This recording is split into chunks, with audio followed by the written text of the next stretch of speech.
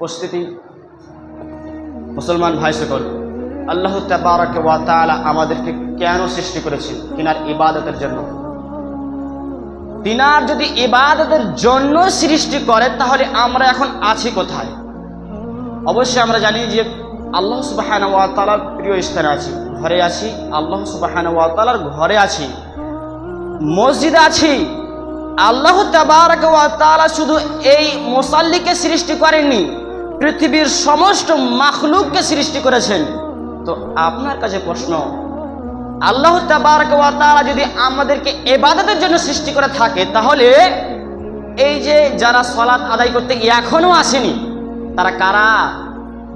যারা এখনো বসে আছে তারা কারা?